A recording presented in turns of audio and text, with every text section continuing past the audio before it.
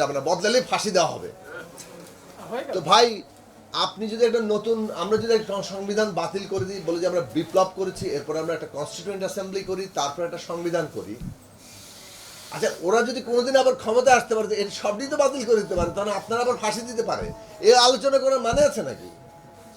ও 2/3 করে এটা বাতিল করছে, আমি 2/3 করে এটা বাতিল করে দিব। ও যদি কোনোদিন ফিরতে পারে, ও আপনার সবচেয়ে সহিটাকেও ফালাই দিয়ে বলবে যে আপনাকে ফাঁসি দেওয়া দরকার। ফাঁসি ইজ রেডি ফর আস যদি কোনোদিন তারা ফিরতে পারে। সুতরাং এই আলোচনা করার অর্থহীন। এই যে লিগ্যালিটির পেছনে শক্তি, আলটিমেটলি পিপলস পাওয়ার। যদি জনগণ তার হাতে থাকে, আপনার সব লিগ্যালিটি উধাও হয়ে যাবে। যদি জনগণ আমাদের সাথে থাকে, তাহলে জনগণ এই নতুন লিগ্যালিটির পক্ষে দাঁড়াবে। আইন মানে শক্তি আইন তৈরি করে, জনতা আইন তৈরি করে।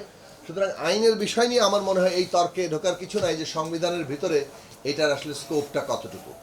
এই সংবিধানের কোন জায়গা থেকে, এগেইন আবার বলবো যে শক্তি ভারসাম্যটা হচ্ছে ইম্পর্টেন্ট, যে আমরা যারা বর্তমানের সময়ে ফ্যাক্টর পলিটিক্যাল ফোর্সেস, সেই ফ্যাক্টর পলিটিক্যাল ফোর্সেস একটা কনসেনসাসে আসতেছে কিনা।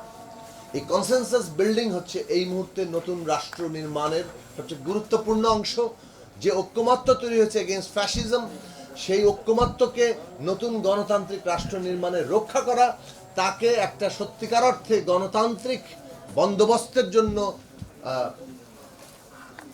যাকে বলে পরিচালিত করা, সেই রাজনৈতিক প্রশ্নটা সবচেয়ে গুরুত্বপূর্ণ প্রশ্ন বলে আমরা এখন মনে করি। এর ডিটেল নিয়ে আর কথা বলার কিছু